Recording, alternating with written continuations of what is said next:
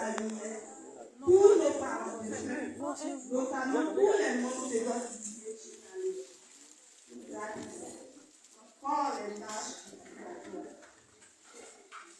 À cet effet, les textes proposés par l'Église à notre prédication en ce jour nous invitent à la foi, à la résurrection des morts, tout en demeurant fidèles au Christ qui seul détient les paroles de la vie éternelle.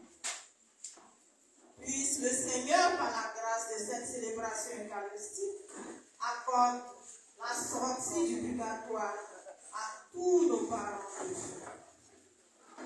Ensemble, lèvons-nous pour accueillir le cortège du Seigneur.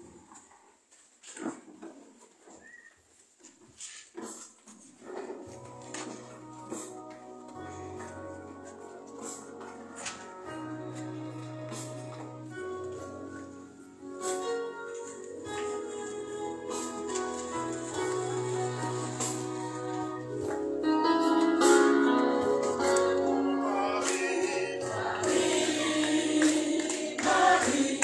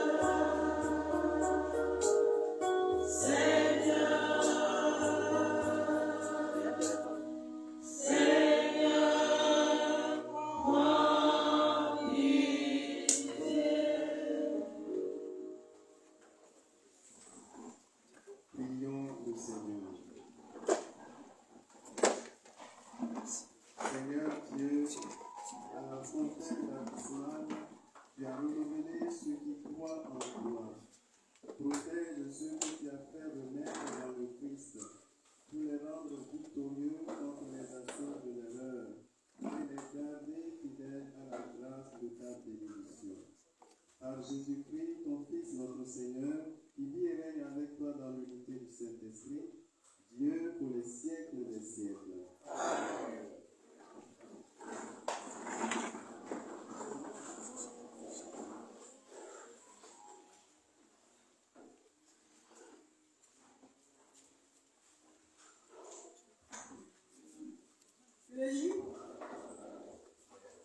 Le livre des Actes des Apôtres, en son chapitre 9, du verset 31 au verset 42, nous relate comment le Christ continuait son œuvre de guérison et de résurrection à travers ses apôtres. Soyons attentifs à la lecture de ce texte.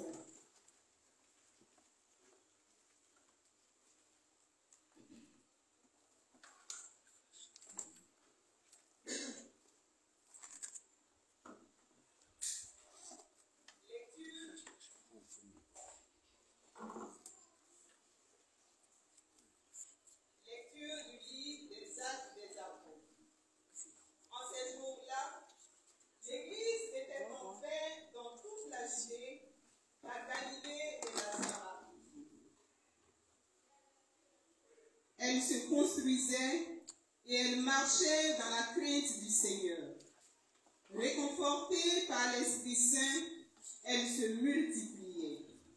Or, il arriva que Pierre, parcourant tout le pays, se rendit aussi chez les fidèles qui habitaient Lod. Il y trouva un homme du nom d'Énéas, alité depuis 8 ans, parce qu'il était paralysé. Pierre lui dit, Énéas, Jésus-Christ te guérit, lève-toi et fais ton lit toi-même. Et aussitôt, il se leva. Alors, tous les habitants de Lod et de la plaine de Saron purent le voir, et ils se convertirent en se tournant vers le Seigneur. Il y avait aussi à Jaffa une femme disciple du Seigneur nommée Tabitha, ce qui se traduit Dorcas, c'est-à-dire gazelle. Elle était riche des bonnes œuvres et des aumônes qu'elle faisait. Or, il arriva en ces jours-là qu'elle tomba malade et qu'elle mourut.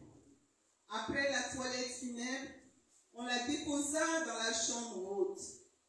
Comme Lod est près de Jaffa, les disciples, apprenant que Pierre s'y trouvait, lui envoyèrent 2 hommes avec cet appel.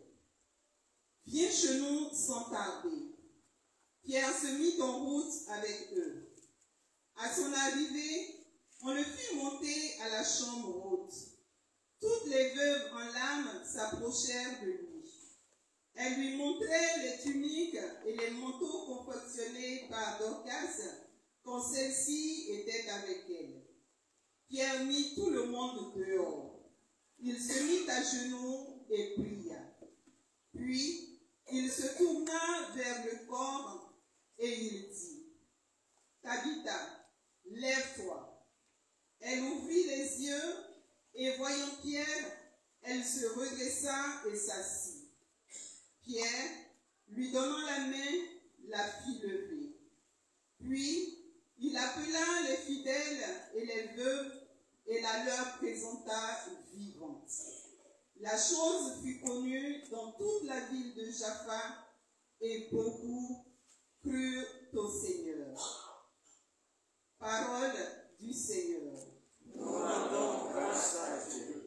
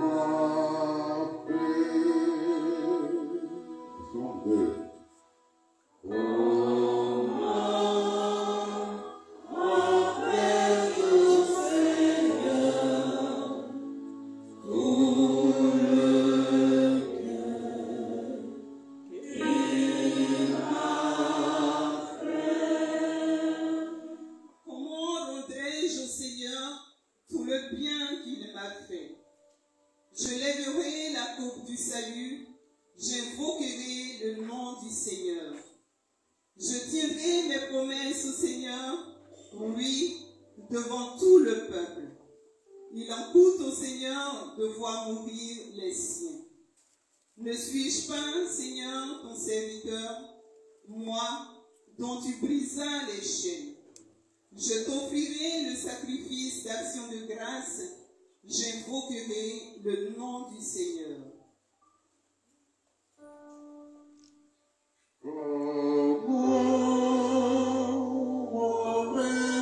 Seigneur,